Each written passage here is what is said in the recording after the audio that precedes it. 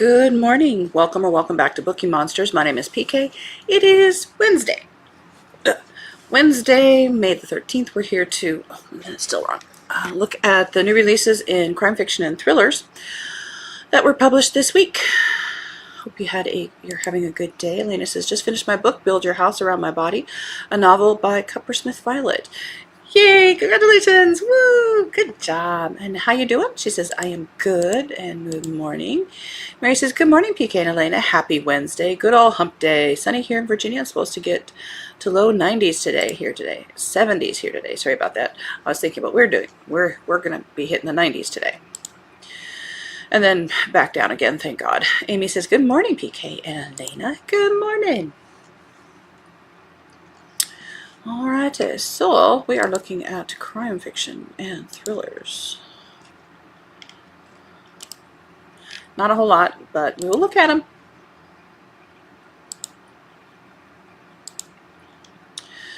Echoes of the Lost by Cindy Brown. Oops, sorry about that. Retired detective probably short for Sterling, McCaffrey has lived in isolation since the death of his beloved wife. Recently disabled from a traumatic brain injury, his quiet life is interrupted when he wakes in the dead of night to find a child sobbing on his doorstep, leaving him with more questions than answers. After learning that the boy and his missing mother are unhoused with no official investigation underway, Sturr decides to solve the mystery himself. To do so, he'll need to interview a community whose voice is rarely heard, the Houseless of Portland, Oregon. Diving deeper into their tight-knit circle, Sturr realizes trust is hard-won and answers even more so. The further he goes, the more difficult it is to tell where the case ends and his past begins. With threats to his home, new evidence found in the river, and signs pointing to murder, friends and enemies are closer than Sturr realizes. Only one thing is clear: the boy is in grave danger.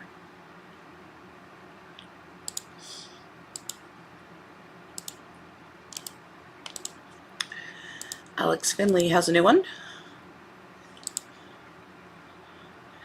Amy says good morning to Mary, and Mary says hi back. The Anniversary, Alex Finley.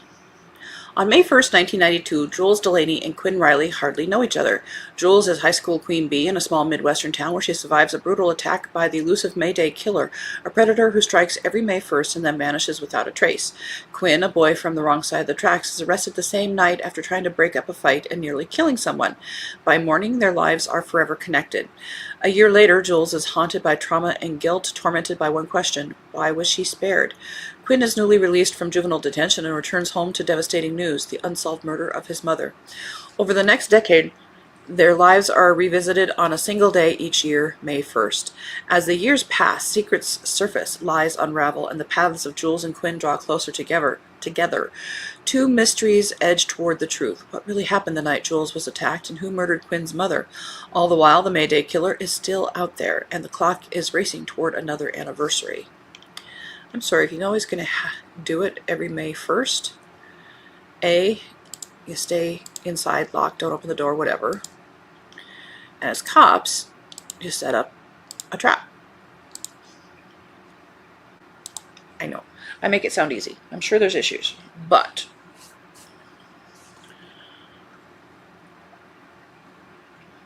you know the when. The Fourth Option by Jack Carr and M.P. Woodward. Oops, sorry. Disillusioned by the government and institutions he dedicated his life to serving, former Navy SEAL and CIA Ground Branch operative Chris Walker is about to end his life when he receives a call that saves it. The wife of a teammate he lost in Afghanistan has now lost her son to the opioid crisis and needs Walker's help. Thrust into a conspiracy that goes deeper than he ever imagined, Walker must go up against the system and the very Constitution he once swore an oath to support and defend in order to find justice for his friend's widow. With ambitious FBI agent Jarrett Stanton on his tail, Walker, accompanied by his loyal Belgian Malinois and using his off-the-grid VW pop-up camper filled with hidden cache of weapons, takes the law into his own hands, exposing corruption and issuing a long-forgotten brand of lethal outlaw justice. It says this is a modern interpretation of the mysterious vigilante gunslinger legend, The Stranger Comes to Town, kind of Western.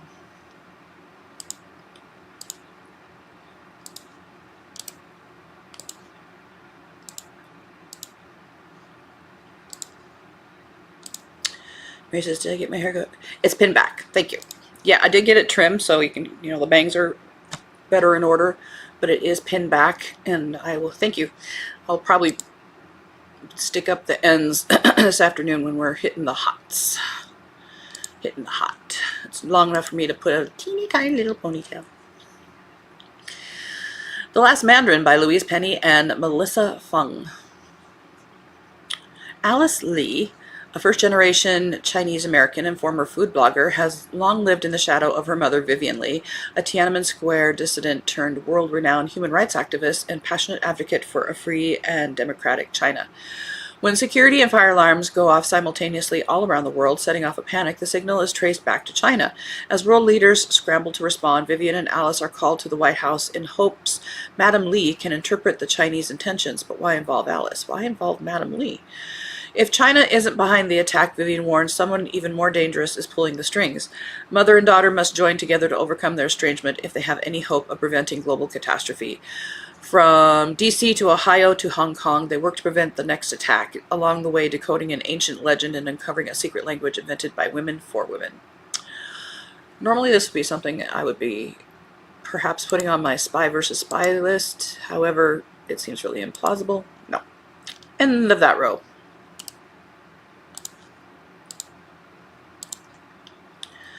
And knowing the direction that Louise Penny has been going in, no. Mary says, no three pines in this Penny novel. Yep, she is taking her soapbox outside. The Mediator by Robert Bailey, first in the Max Ringo series.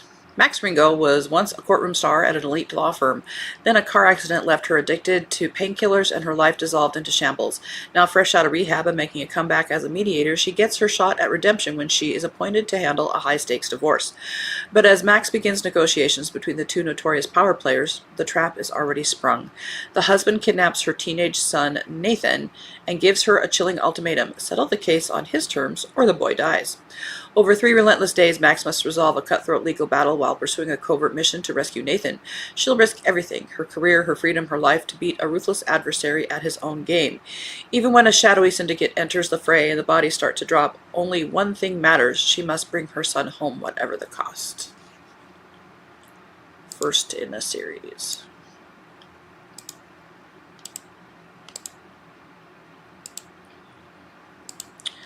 Watching You Fall by Dreda Say Mitchell and Ryan Carter.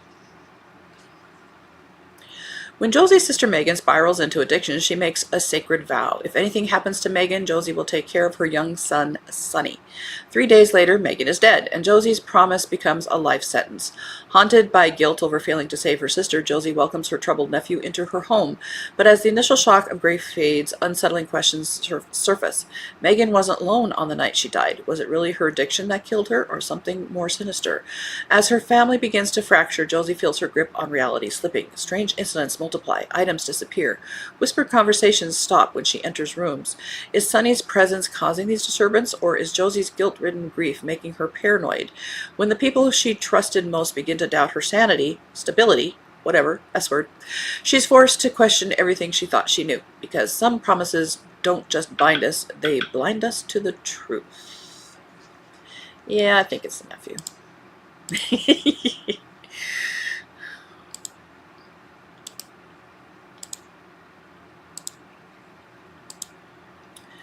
You Can Tell Me by Melinda Lee, first in the Olivia Cruz series, it looks like. On the 3-year anniversary of true crime writer Olivia Cruz's horrific kidnapping, she's scheduled to walk her podcaster friend Zoe March through the crime scene, but Zoe fails to show. Olivia knows Zoe would never stand her up, not today. Zoe, why do I have a problem with that word? Zoe's husband, who claims she never came home the night before, has reported her missing. But marital conflicts make the police suspect she has left him. Olivia thinks otherwise. The police aren't looking for Zoe, so Olivia begins her own investigation. Retracing her friend's last steps, she finds Zoe's phone and a text with one chilling word: run. It soon becomes apparent that Zoe has been keeping secrets, and with her true crime podcast, there's no telling what she has unearthed. To find her, Olivia must dig into her friend's past. Did Zoe vanish to escape a killer, or is Olivia walking into a deadly trap?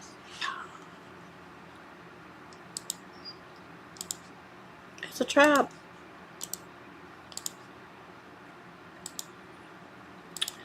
Last one. Now this one, I'm including this one because we didn't have a whole lot to look at anyway, but this was previously published by Deborah Webb under the name Anywhere She Runs. However, it says it includes editorial revisions. So made changes, and perhaps enough changes that it's kind of a new book. The Drowning Season. Detective Adeline Cooper swore she'd never returned to Mississippi, where her corrupt family rules through fear and her career was upended by betrayal. But then she receives a photograph of a local woman who has gone missing, along with a cryptic, chilling message. Pretty, pretty princess. See her smile. See her die. Soon after Adeline arrives in her hometown, a second woman is kidnapped, and there are disturbing connections between the two victims and the detective. Both women bear an eerie resemblance to Adeline and share her fear of water. A new message makes the kidnapper's game terrifyingly clear. You're next. When past and present collide at river's edge, Adeline will finally understand why she's been dreaming of drowning her whole life.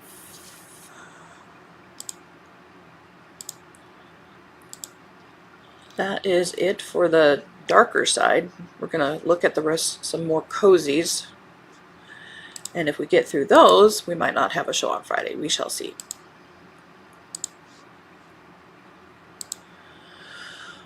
Let's see. I think we finished on whipped cream and werewolves.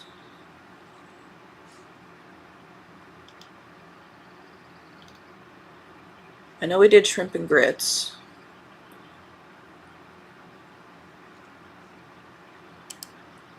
We'll start here. Death in the Unsinkable Misty Dawn by Bessie Barr. 15th in the Pelican Shores Cozy Mysteries. Pelican Shores is buzzing over the planned sinking of the Misty Dawn, an old shrimping boat destined to become an artificial reef.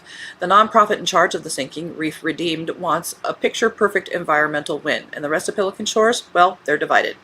But local amateur sleuth Finn Dockery has her focus elsewhere, and every warning bell in her mind is blaring when a mystery woman finds her, hands her a cryptic note before disappearing forever. Finn's trying to make sense of it all when Harbor Master Walt Grubbs is found dead. The first whisper is a heart attack, but Finn doesn't believe it, not with Reef Redeemed project directors acting too polished. Plus, Walt's assistant harbor master Marlene has been eyeing a promotion for 11 years. The town is filled with as many suspects as it is questions. With Bertie, Bo, Queen Bean, and Miss Lulu stirring up clues from the docks to a packed town hall meeting, Finn follows a trail of polished lies, old grudges, environmental panic, and suspicious ambition. Because the Misty Dawn isn't ready to just sink. She's ready to take Pelican Shore's secrets down with her. Dun, dun, dun.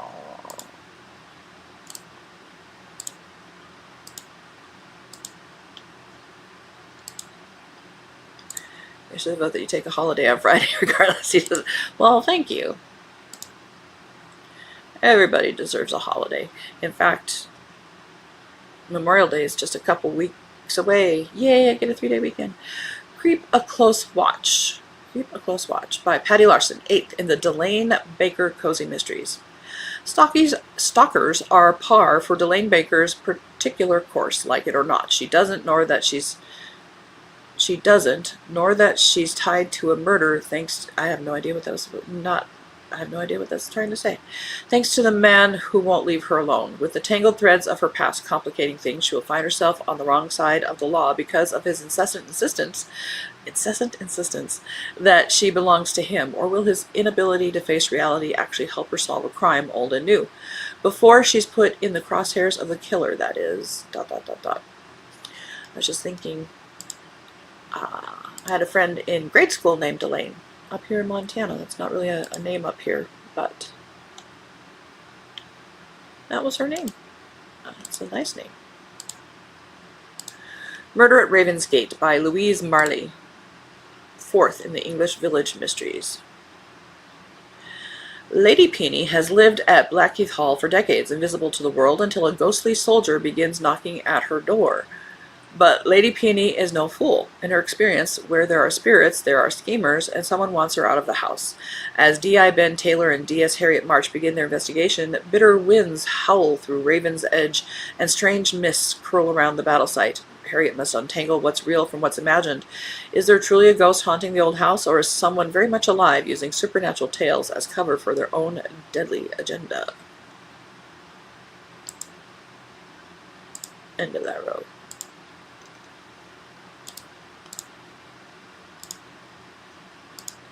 Death on Tap by Elizabeth Oakey, 9th in the Mrs. Mortimer Mysteries. It's March 1929, and Georgiana finally has a case. Recently married Mrs. Rollins would like her husband found, but a storm is brewing at a neighboring estate, and Aunt Bathsheba wants to know more. Cotswold's Grandy Mrs. Pelham affairs may not be in order. There's something fishy about the line of inheritance, and with a brewing dynasty at stake, discreet inquiries are called for. On the trail of a missing man, a pompous sailor, an enigmatic drinking game botanist, a mysterious gardener, and an eccentric doctor, someone's story doesn't hold water. Mrs. Mortimer begins to doubt her own judgment, but with her faithful terrier by her side, can she crack the case?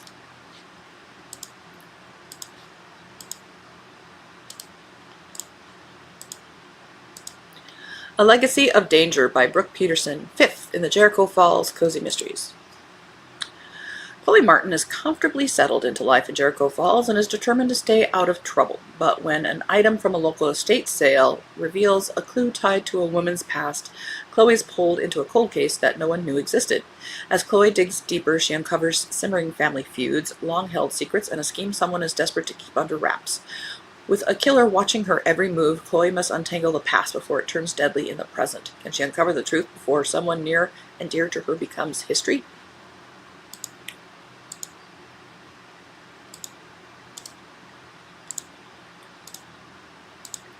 Enchanted Mirror Maze by P.D. Workman, 25th in the Reg Rollins Psychic Investigator series. Reg thought she finally had it all figured out. A thriving psychic services business, a quirky group of friends, and even her own personal homunculus named Theodore. But a peculiar case involving an enchanted mirror is about to turn her world upside down. Let's see. Reg Rollins, psychic investigator, knows better than to trust cursed objects, especially one like Reflecto, a mirror that whispers promises and hides a sinister hunger. When her client falls under its spell, Reg is drawn into a deadly game of illusions and lies. Every reflection reveals more of the mirror's dark past and the terrible price it demands. Caught between a nemesis ensnared by dark promises and a companion who may be slipping beyond her control, Reg must decide who to trust before the mirror claims them all. Ew.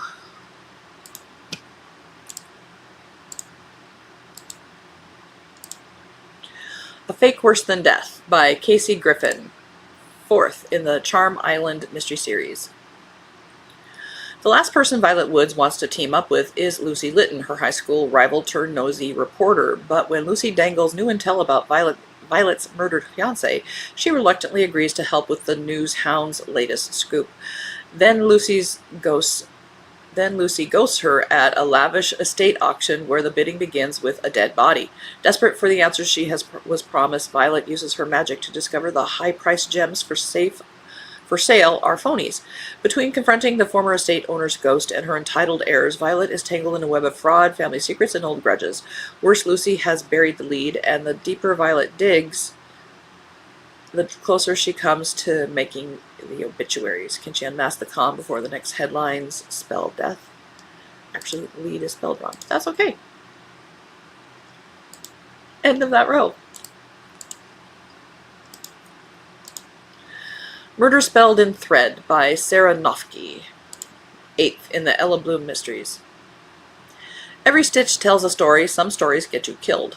For over a decade, the Chattering Needles have gathered every week in Gloamington, knitting, embroidering, and sharing secrets.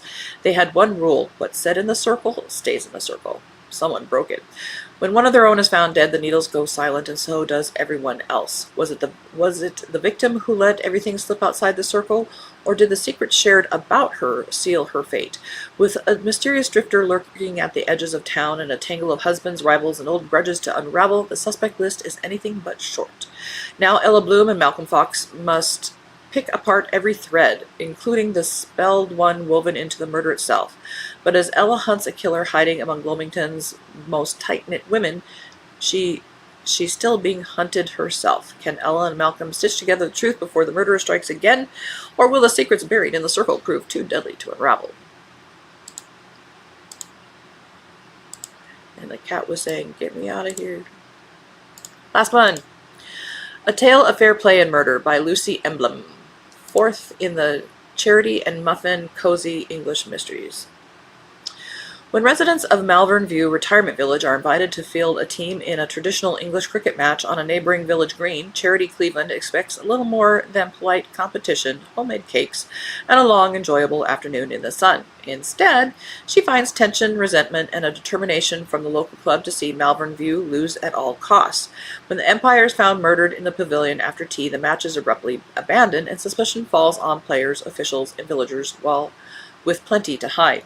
With Muffin at her side and Dorothy always at her elbow with unexpected ideas, Charity starts asking questions. As rivalries deepen and secrets emerge, she must uncover the truth before the wrong person is declared out. Because this isn't just about sport, it's about foul play. That's it. That was the rest of the mysteries in either cozy or darker being published this week. We did it. So, that means we won't have a show on Friday.